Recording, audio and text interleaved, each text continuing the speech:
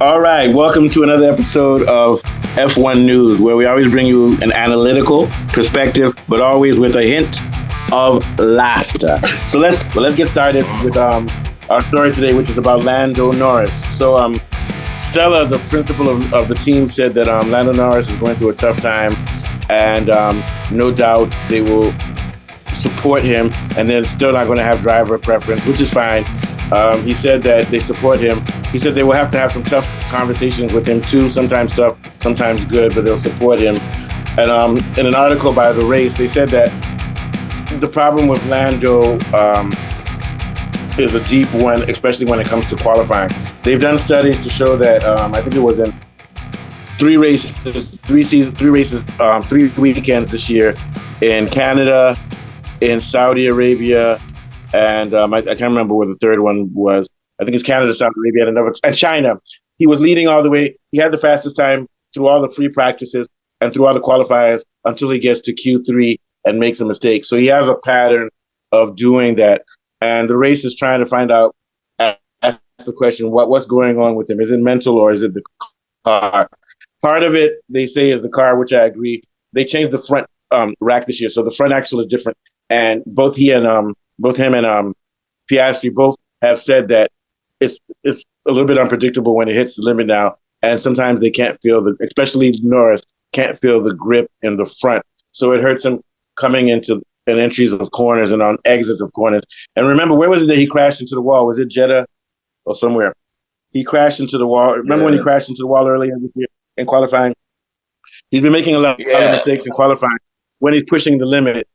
So part of it is psychological, I think, because if you're having the fastest times throughout every round, and then in the final one, and then you have fast sectors, but then when it comes to when D-Day comes, when the shit hits the metal, and when you have to qualify, these are times when people like Max pull it off, or sometimes Piastri or George Russell. But it seems like Norris, despite the functioning of the car, it's not just that, because he has a lot of speed. It seems to be a mental thing for him, and it's a big problem because he's coming into races, especially like last week in Canada, where he was faster than Piastri, but he has to come from behind because he doesn't qualify well. What do you think, Mr. Johnny?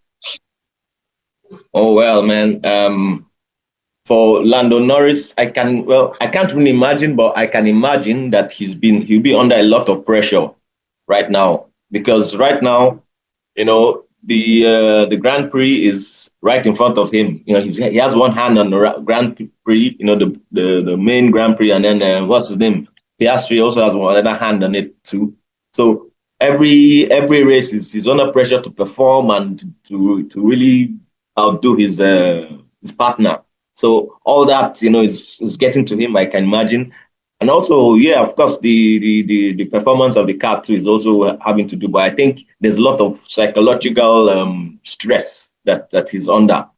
This is probably his first time, like looking right at the main cup. And all that is getting to him. It's probably causing him to make mistakes and stuff like that. So I think Johnny has even hit the nail on the head. The problem is the driver. Because if it wasn't the driver, why is he dominating P1? Why is he dominating the practices? Why is he dominating the other places? Everybody, but I will give him this. Everybody's car has one issue or another. And I'm sure that he's not lying when he says that those are issues. But I don't think that that's why he's not able to take the horn by the bulls. That's why he's struggling with... That sounds like a porn story. Take the ball. By the ball. So that's my feeling on that. I think it's all about what's in here in his brain. Is it lack of mental strength, lack of mental focus, a bit of both? I don't know. But a problem is coming from Norris, the frustration where he crashed out in the last race. His head is not there. The way it's not there. No, I'll put it this way. So there's two things. Every weekend, Max Verstappen is complaining about the car. It's sliding. It has understeer. It feels like crap. He's also going through worse car problems than Norris. So, like you said, everybody has an issue with the car. Also, Piastri deals with it by driving within himself.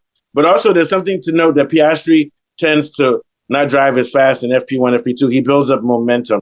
So maybe part of it is that these guys like Piastri and Verstappen, they don't come out in free practice and show all their cards. Norris shows all his cards early. What they do is they tinker around with the track. They make mistakes on purpose so that they can learn where the grip is, where the grip isn't. They take more risks. So maybe part of the reason Norris is doing well in free practice 1, 2, 3, and Q1 and 2 is because he's going all out and he's not actually exploring the track. He's just going. He's like, I don't. Maybe he feels he doesn't need to explore the track. He just goes all out from the get-go. Whereas guys like Alonso, Verstappen, and Hamilton, they play around in free practice. They don't go all out and they don't show their cards. What do you think, Mr. Johnny? Yeah, like if you just look at how Piastri was actually, just compare both of them. When Norris was catching up with Piastri in the last race, even his people were telling him that, like, telling Piastri that, okay, Norris is coming up. But Piastri was still, he still kept his calm. He knew that, okay, even if he catches up, you're going to have to overtake me. But, he was still, trying to get into the guy in front, get into his DRS window, then use that to fight him. So he kept calm. He kept on, getting closer and closer, getting faster. But even though Norris was coming up, so his head was kind of like, right in the game like that. And you could tell that, but by Lando, he just made that mistake at, taking that at that point in time. If he had waited a bit, chose his best time to overtake, because he was faster, but he just made that mistake. He doesn't have track awareness because there was no gap there. But someone like Verstappen memorizes the whole track. Norris, like you said, his head is not in the game. He doesn't even know the track. He hasn't memorized the track because he thought there was a gap there. There's not a gap there. You have to know every inch of that track. This is why Verstappen does sim. People, like I know, Kula, you say that sim doesn't, it's not like the conditions of the race. But when you do a lot of sim driving, even if it's not the same conditions, at least you're memorizing the track. You see what I'm saying? What do you think? Yes, although the problem with this car is it has a lot of up and down gradients, which you can't really simulate. You can't simulate so that's a problem. I know, like but the it's good at least you know the track. Yeah.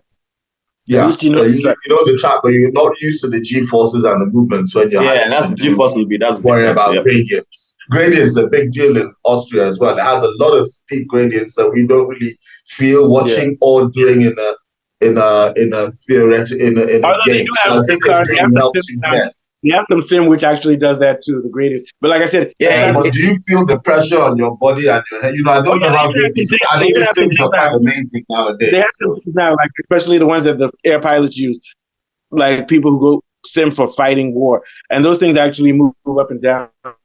Those, but it's never 100% the same. Yeah, that kind but of the thing is that the main thing though is that Verstappen puts in a lot of work with tracks, and he understands. Like he knows, like for example, Verstappen knows the Brazil track. Every year he knows where, because in Brazil track they haven't changed the tarmac, or they haven't changed the surface. So he actually knows where all the grip is in the Brazil because he's driven it. How many years has he been driving? 10 years or so. The point I'm making is that it doesn't seem like Lando Norris does his homework to learn about tracks, learn where the grip is, learn things. Like if you ask him, like as soon as what happened, they showed the crash between Norris and Piastri. They showed it in the winners, the room where they go to cool down, and Norris wasn't there because he crashed. And Max saw it, and he said, that was just like 2011. That's the same corner where Hamilton and Rosberg crashed. Verstappen said that immediately when he saw the video. That's track memory, Muscle memory of the brain. No, not the muscle memory. He remembered that collision. So what I'm saying is that Verstappen studies. He said, that's where Rosberg and Hamilton crashed too, which means a lot of good drivers know that area is tricky. But I don't think Norris knows that. Because Norris, let's keep it real. He doesn't spend a lot of time towards his craft. Like he said, he has to stop hanging out with his friends and drinking and watching and watching. I think he was frustrated. Yeah, he was frustrated. I think he was frustrated, but I think he had, in order to win a championship against Norris, against Piastri and Verstappen, he can do it. But to win that type of championship, it's like those movies where the guy, he said, "You beat my brother, I will show you." Then they go to the mountain for 40 days. Yeah, he needs to go and meditate and. You have to do the same. And he's not a very good. He doesn't overtake neatly. He always has this. He doesn't overtake. But what I'm saying is mindset. Function. He needs to come. I know we understand those driving parts, but in order to solve all of those problems, he needs to focus. He needs Yeah, I hear what you're saying. Yeah, But because the I mean, argument I'm making is that he took Piastri focus. and then he lost the place back again. Yeah, but yeah, but those are mistakes that he's making. But I'm saying that the bigger picture is he needs to devote himself to winning the title and and focus harder than ever. Like I remember when Maradona was using drugs. Remember when the World Cup came, the one where Maradona was playing well before they banned him. He went 6 weeks without cocaine, everything. He was jogging, he trained, he went to the clear his head. Catholic. He was going to clear his head. Like Rocky IV in the winter. And now he was playing well. They caught him. So what do you think? Yeah. And it was in the U.S. He was doing very well. He beat Nigeria. Remember, they beat Nigeria 2-1, and they beat 3-2. So my thing is that what he did was he put everything aside because only one thing is important to Maradona. That's the World Cup.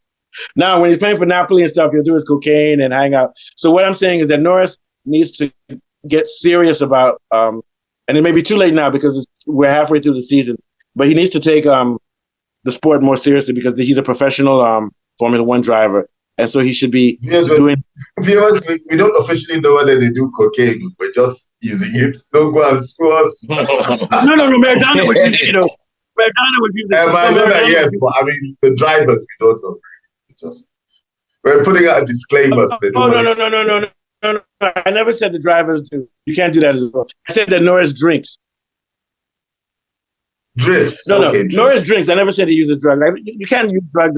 You can't use drugs as drinks. You can't use drugs. I'm sure they do some kind of testing. Well, I never thought about it. They test for drugs in Formula One? I don't know, but if you were using drugs as a Formula One person, you wouldn't last long. Because everybody knows you fed out. Well, you die. Although I think this guy was partying a lot back in the day on Raikkonen. Kimi Raikkonen, that guy was crazy, man. That's used to party. They said he used to party big time. Yeah. Well, the Germans needed amphetamines to take over France in 1940. Oh, yeah, that's different. But what I'm saying is that if you're a Formula One driver, you can't do cocaine all night in a party with girls. No, of course not. No, I don't think you won't be able to, man. Yeah, even drinking is too much for Formula One. Yeah, drinking slows you down. Yeah. And not only that, the hangover. You can't have, and then you won't be able to. It wears your body out. Football is different. I don't know. Those guys have fast metabolism. They drink and do crazy shit. Yeah. Anyway, So I think. What are your last thoughts on Norris? Kunle, you were saying something before. I think I interrupted you. Yeah, he needs to get his head. Straight. He does have the talent. He's a fast driver, but he's not a combative driver. And by that I mean that if he faces resistance, he either gets frustrated or he backs off if he can't get past. He doesn't know how to force the issue without having some kind of problem happen. And it's not always crash. Sometimes he'll get frustrated and then the next sector, he'll do really badly in the next sector because he's not maintaining the pressure of the car in front of him. I don't know whether it's because he's not learning the track. I really do think that 90% of Norris' problems are in the head. I think his car is very good. I think he's better driver than Piastri. And for Piastri to be between 1 and 3 in that car, Piastri is what tells me that how good that car is. Piastri tells me that there are lots of drivers who in Piastri's place will be coming first or second. But what tells me that... Oh, yeah. If you imagine Alonso was driving McLaren. Yeah. If Alonso was driving if it was Norris and Alonso in those McLarens, there will be a different... They'll be cleaning up. And it will be Lewis and Alonso having the upper hand on Verstappen. And Verstappen might struggle harder if he had to face those two in that car. I think because if you look at crashes, Leclerc crashes a lot. Alonso has had a crash recently, but I mean, Lewis is the kind of driver, he rarely crashes. Not in practice, qualifying, he very, very rarely crashes. He's only had one mistake in the last 10 years. It was last year he spun out. Yeah. Last year he spun out. That was the first mistake in about 10 years. Yeah. Yeah.